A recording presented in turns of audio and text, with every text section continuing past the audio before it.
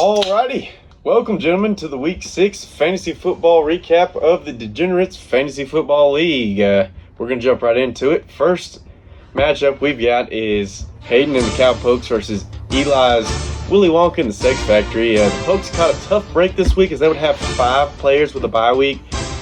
Not optimal for the Pokes, but that also included a 6th bye week guy they had to trade to get just another running back starter. Didn't really pan out for them. Eli and the Sex Factory would have 6 starters post double digits against the Pokes' sorry asses.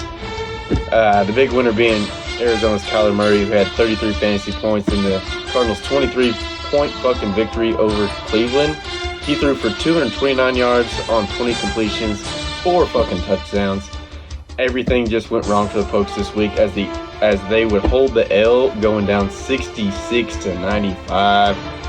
The Cowpokes now drop to 4-2, and Willy Wonka and the Sex Factory goes up to 3-3.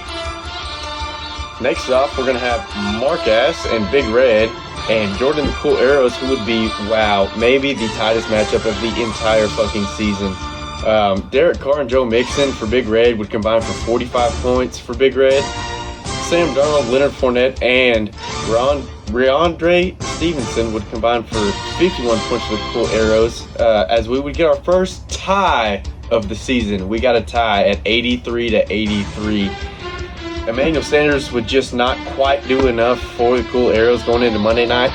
Could not pull out 10 points that the Arrows needed, and that would end up with a fucking tie. A whole ass tie. Wow. Now we got Big Red, who is 2-3-1, and the Cool Arrows, who are 1-4-1. Wow, Jordan was talking a lot of shit going in this one again, and just didn't quite come out as a victory for the Cool Arrows. Next, we'll go into Thomas versus Drew, Team 14, and Drew and the Wicked Wieners. Going in the game, we really didn't expect a whole lot for either team. You might not say we were expecting shit from either team. Team 14's running back Najee Harris and Jonathan Taylor would combine for 45 points,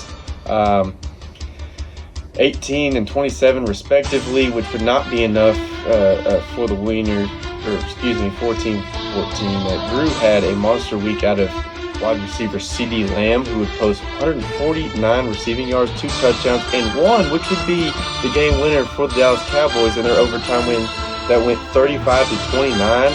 This would finalize in the favor of the Wieners, 104-76.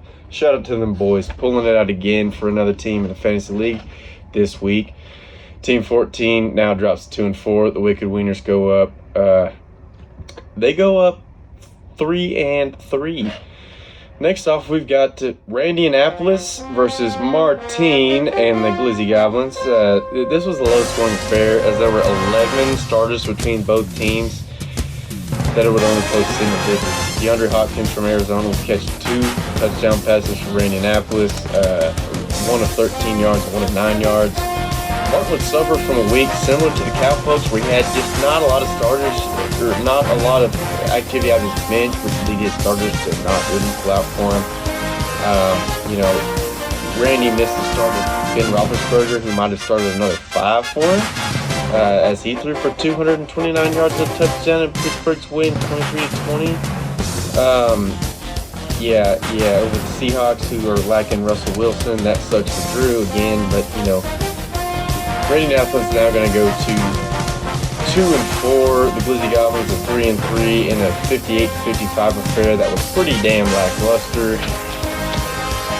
Next off, we've got Little James hanging with Aaron, going to pull off maybe the biggest upset so far this season. Next to Ian upsetting Stroke Race and the Camel Toes, I think, which was week 4. Boone's going to go down 66 to, I think, 40-ish. I wrote this number mid fourth quarter on Monday night. Little James hanging with Aaron would come up with a huge upset to the 5-0 suck less. The upset definitely lived here tonight in the Degenerates Fantasy League. Honestly, a terrible matchup really in this game. Only 3 starters had double digits between both teams. Ramsey would pull this off for the Arians, as they had 3 interceptions, 4 sacks and held the Giants to 261 yards and 11 points. And that would really be the huge difference for hanging with Aaron. And, you know, honestly, you love to see the fucking shit pot get stirred just a little bit. That was good. Next off, we're going to go to Matt with House and a Cock in its balls. House with, what the fuck ever.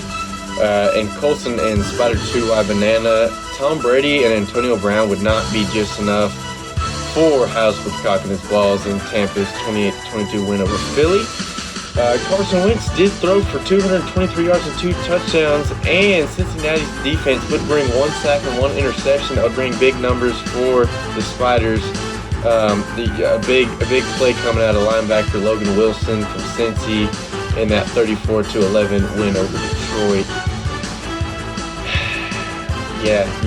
The Spiders are going to come out 69-57 over Matt and House with the Cock in his balls on this one.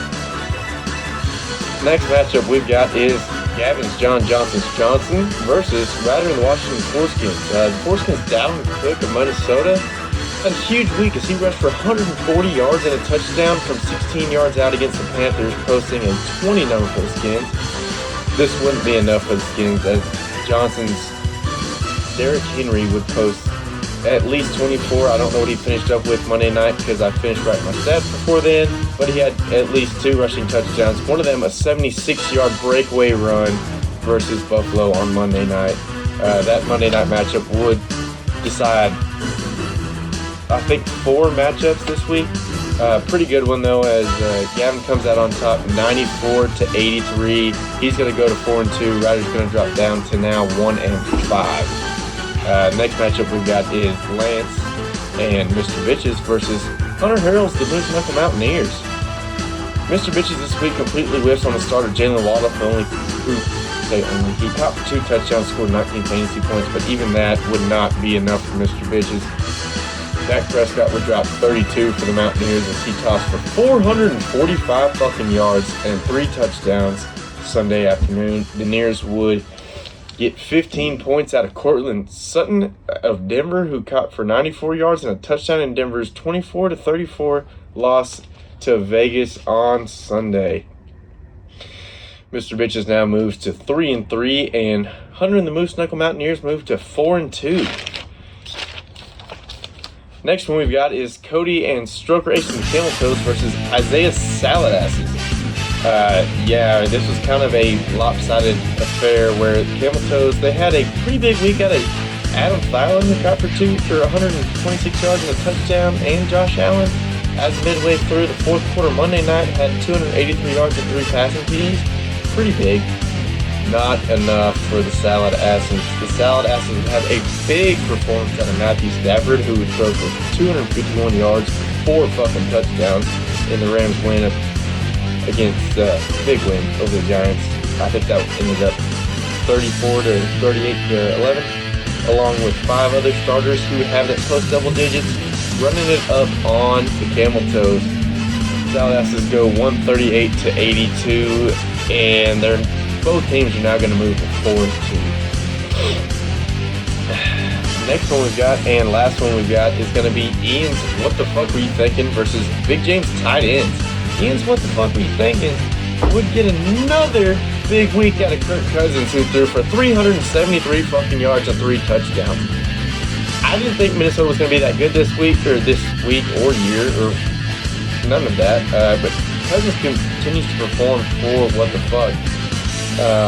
Ian's kicker Tyler Bass of Buffalo would pull this one out for What the Fuck. He kicked and made 3 field goals and 2 extra points. And this would top tight ends Pat Mahomes and Alex Collins this week. You're going to see the What the Fuck Were You Thinking have a hot-ass streak. They got 3 wins in a row after starting off 0-3. And Big James's tight ends are now going to drop to 2-4. Now, that's all I've got for this week, folks. Go look into the numbers for this week. It was quite a wild and woolly week. That's all I've got for now. And as I sign out, keep drinking.